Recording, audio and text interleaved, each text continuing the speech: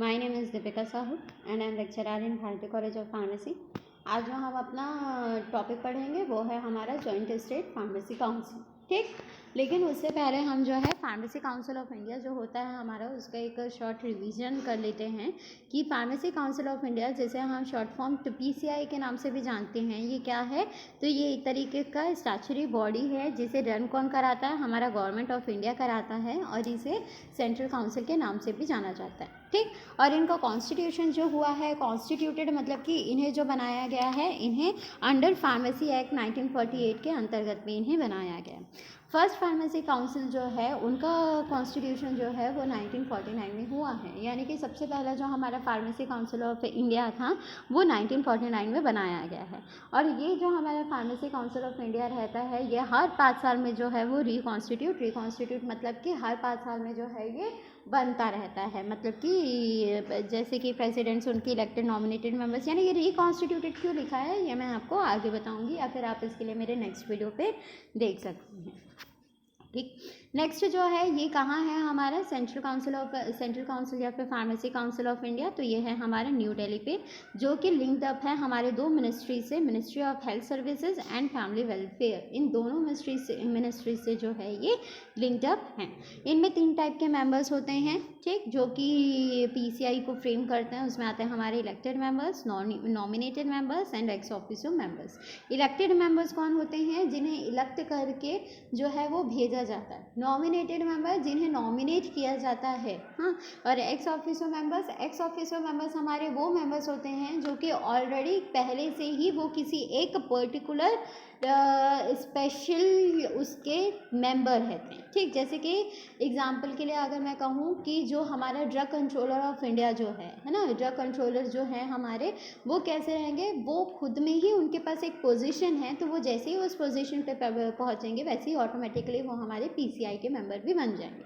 तो इसी तरीके से एक्स ऑफिशियो मेंबर्स कौन होते हैं? ऐसे मेंबर्स होते हैं जो कि पहले से ही किसी एक अच्छे पोजीशन पे बैठे हों और वो ऑटोमेटिकली जो है वो हमारे PCI के मेंबर्स बन जाते हैं। इलेक्टेड मेंबर्स 6 मेंबर्स आते हैं हमारे, जिन्हें UGC जो है वो करती है। उनमें सारे के सारे टीचर्स होने चाहिए और उनका किसी एक सब्जेक्ट पे स्पेशलाइजेशन होना चाहिए। एक मेंबर हमारे MCI के आते हैं।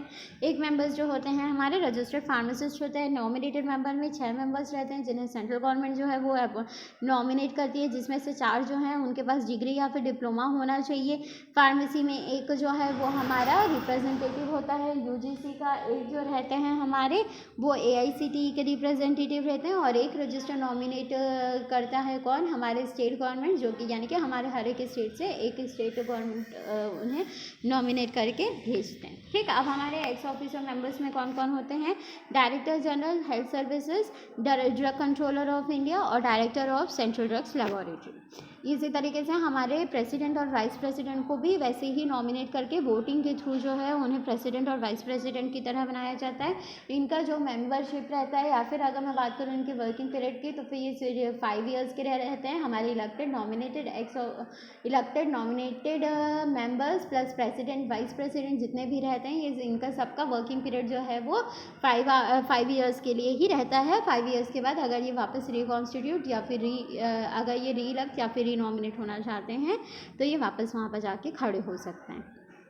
ठीक, नेक्स्ट हमारे एग्जीक्यूटिव कमेटी के भी मेंबर्स आते हैं। एग्जीक्यूटिव में हमारा प्रेसिडेंट यानी कि ex officio who shall be the chairman, जो पहले से he who shall be the chairman. ठीक, वाइस प्रेसिडेंट एक्स ऑफिशियो और 5 अदर मेंबर्स जिन्हें सेंट्रल काउंसिल जो है वो खुद ब खुद इलेक्ट करती है, वो आते हैं हमारे एग्जीक्यूटिव मेंबर्स में। ऑब्जेक्टिव्स क्या क्या है? तो सबसे पहला फार्मेसी एजुकेशन को रेगुलेट करना, उसके अलावा रजिस्ट्रेशन ऑफ फार्मासिस्ट को मेनटेन करना, यानी कि किस बेसिस पे कौन से कंडीशंस पे रजिस्ट्रेशन करवाए जाएंगे। उसके अलावा profession of practice of pharmacy को रेगुलेट करना। इनके फंक्शंस क्या क्या होता है? तो सबसे पहले मिनिमम स्टैंडर्ड ऑफ एजुकेशन बताना, फ्रेमिंग ऑफ एजुकेशन रेगुलेशन बनाना, उसके अलावा यूनिफॉर्म इम्प्लीमेंटेशन कराना, एजुकेशनल स्टैंडर्ड्स का through out the country, inspection करवाना फार्मेसी इंस्टीट्यूशंस को बिफोर गिविंग द अप्रूवल देने से पहले।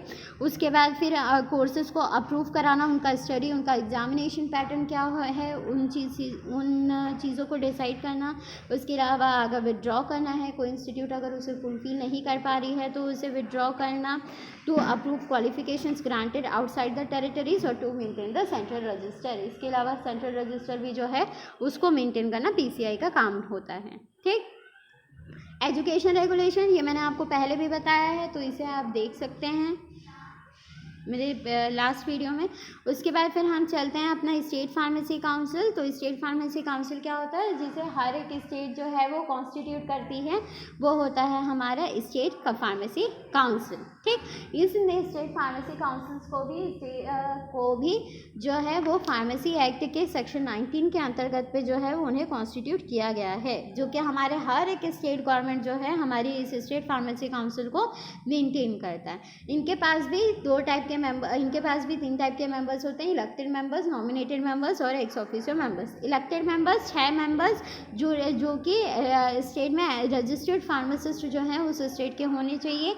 1 मेंबर हमारे MCI का होना चाहिए। नॉमिनेटेड मेंबर्स में 5 के 5 मेंबर्स जो हैं उन्हें हमारे स्टेट गवर्नमेंट अपॉइंट करता है और उनके पास डिप्लोमा या डिग्री का जो है उनके पास होना चाहिए। डिप्लोमा या डिग्री फार्मेसी में जो है वो उनके पास होना चाहिए।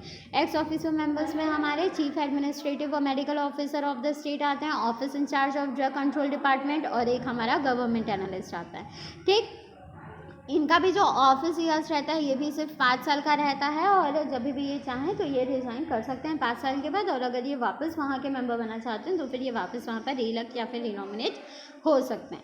अब आज जो देखेंगे हमारा मेन जो टॉपिक है आज का हमारा, वो है state pharmacy joint state pharmacy council. ठीक, अब ये जॉइंट स्टेट फार्मेसी काउंसिल क्या होता है, तो इसके लिए हमें पहले हमारे स्टेट फार्मेसी काउंसिल्स को जानना ज़रूरी है, और इसके बारे में अगर आप डिटेल जानना चाहते हैं तो फिर आप मेरा लास्ट वीडियो देख सकते हैं। ठीक, तो जॉइंट स्टेट फार्मेसी काउंसिल, इसके नाम में ही जॉइंट लिखा हुआ है, मतलब कि जब हमारे 2 या 2 से ज़्यादा स्टेट्स जो हैं वो एक साथ मिलकर जब काम करना चाहते हैं तब वो क्या बनाते हैं, हमारे जॉइंट स्टेट फार्मेसी काउंसिल्स बनाते हैं। ठीक, 2 or more state governments can agree to constitute a joint state council for all the participating states, or can agree that the state council of one state is to serve the needs of the participating states। ये joint state pharmacy council कब बनता है, जब हमारे state governments जो हैं वो इस बात से अग्री करते हैं कि वो एक joint state बनाना चाहते हैं।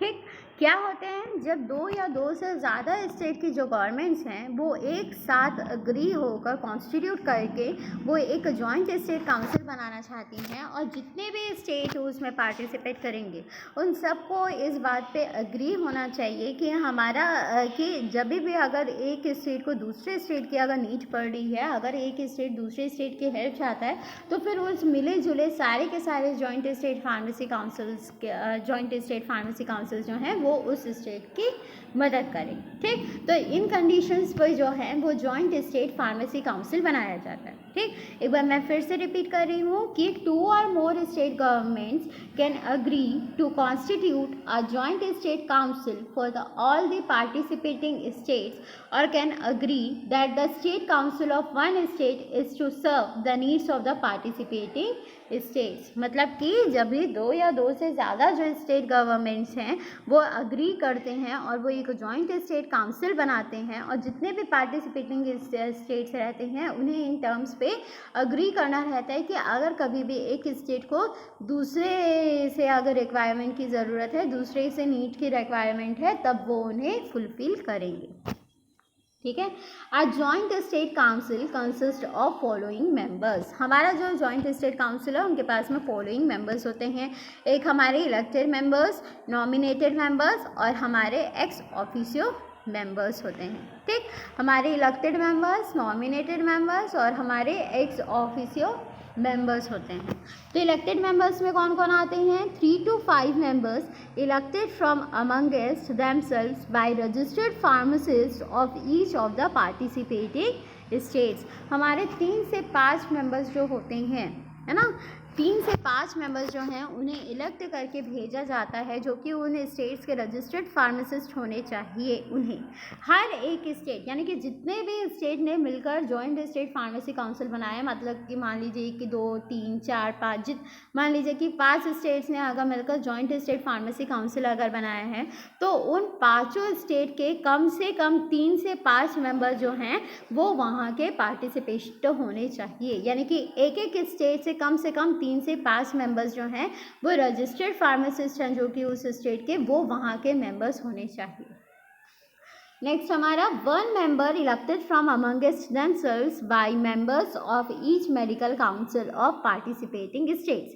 अब स्टेट गवर्नमेंट्स ने किया है तो सिर्फ और सिर्फ फार्मेसी काउंसिल नहीं, हमारे मेडिकल काउंसिल भी कहीं ना कहीं उनके साथ रिक्वायर्ड रहेगा।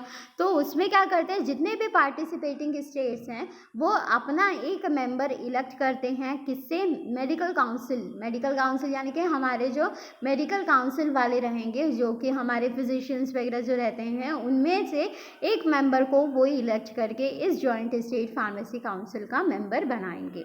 ठीक, एक एक स्टेट जो है वो अपने एक रिप्रेजेंटेटिव को वहाँ पर रिप्रेजेंट करने के लिए वहाँ का मेंबर बनाएगा। तो इलेक्टेड मेंबर्स में कौन कौन आ गए हमारे? 3 to 5 मेंबर्स जो हैं वो एक एक स्टेट से, एक स्टेट की मर्जी वो 3 मेंबर भेजना चाहिए, 4 चाहता है, 5 चाहता है। ठीक, तो 3 से 5 मेंबर्स के बीच में वो उन्हें भेजता है, ताकि वो वहाँ पर जाके जो कि रजिस्टर्ड फार्मासिस्ट होना चाहिए। उसके अलावा एक मेंबर कौन इलेक्ट करता है? हमारा मेडिकल काउंसिल जो है वो उन्हें इलेक्ट करता है। नॉमिनेटेड मेंबर्स में हमारे कौन आते हैं?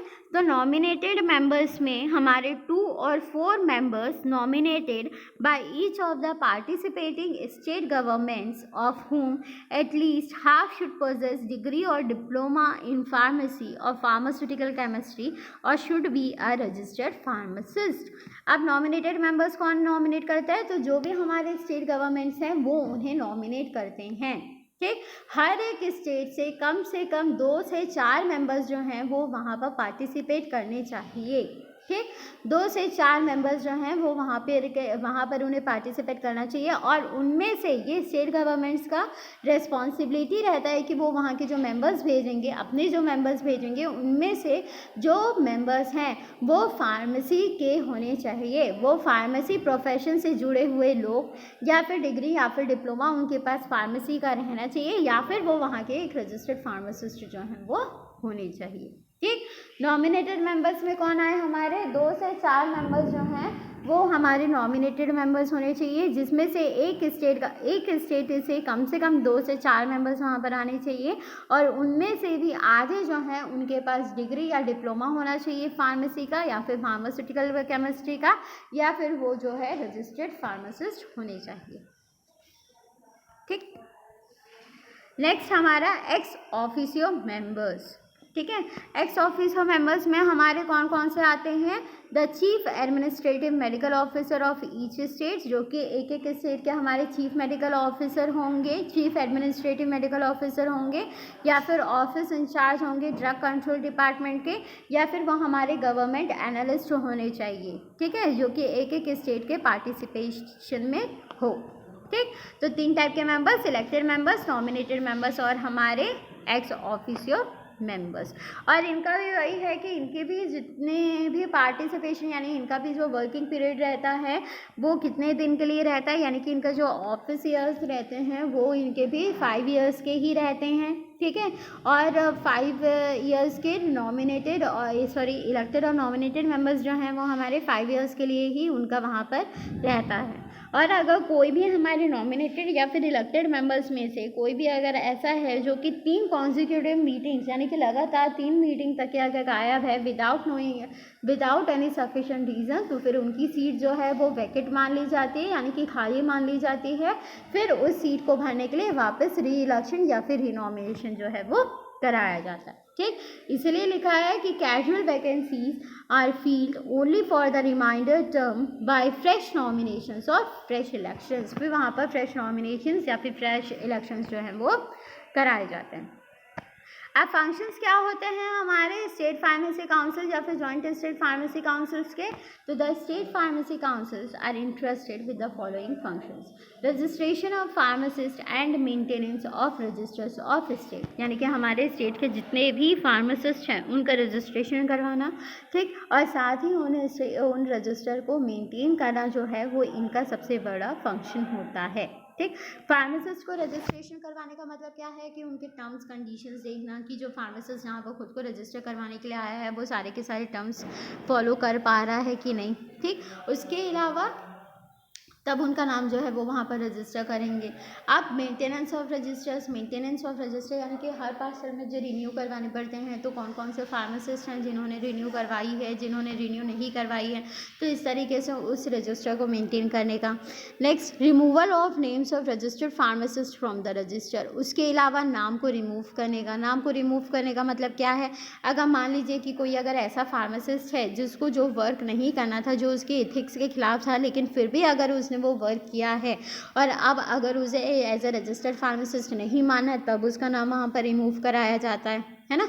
इसके अलावा अगर हमारे जितने भी फार्मासिस्ट हैं, अगर उनका एक्सपायरी डेट आ गया है, रजिस्ट्रेशन का अगर एक्सपायरी डेट आ गया है, लेकिन अगर वो वहाँ पर क्या रजिस्ट्रेशन नहीं करवाएं, यानी कि उन्होंने अपना रजिस्ट्रेशन जो है वो रिन्यू नहीं करवाया है, तब भी उनका नाम जो है वो वहाँ पर से हट जाता है। तो इसी वजह से इनका फंक्शन क्या है कि रिमूवल ऑफ नेम्स का भी रजिस्टर, यानी कि फार्मासिस्ट जिन्होंने खुद को रजिस्टर करवाया हुआ है, अगर उन्होंने अपने कोई इथिक्स के साथ गड़बड़ी की है या फिर अगर कोई रूल रेगुलेशन तोड़ा है, तब उनका नाम रिमूव होता है, या फिर अगर उन्होंने उस रजिस्टर में उन्होंने अगर अपना रजिस्ट्रेशन रिन्यू नहीं करवाया है, तब उनका नाम जो है उनमें से रिमूव होता है। उसके अलावा printing of registers of state, उसके अलावा रजिस्टर्स को प्रिंट करवाने का भी जो काम रहता है वो भी जॉइंट स्टेट फार्मासिस्ट का ही होता है, ठीक। स्टेट फार्मेसी काउंसिल या फिर जॉइंट स्टेट फार्मेसी काउंसिल्स का जो है ये भी उनका फंक्शन है। और to monitor and regulate professional activities of pharmacist of state, उसके अलावा फार्मासिस्ट, हर एक फार्मासिस्ट के बारे में जानकारी रखना कि कौन सा फार्मासिस्ट क्या काम कर रहा है, क्या कर रहा है, किन की मेडिकल शॉप्स है, वहाँ पर इथिकल चीज़ें ही हो रही है कि नहीं हो रही हैं, ये सारी चीज़ें भी काम करना किसका काम रहता है? हमारे स्टेट फार्मेसी काउंसिल्स का ही काम होता है, या फिर हमारे जॉइंट स्टेट फार्मेसी काउंसिल्स का काम रहता है। Thank you.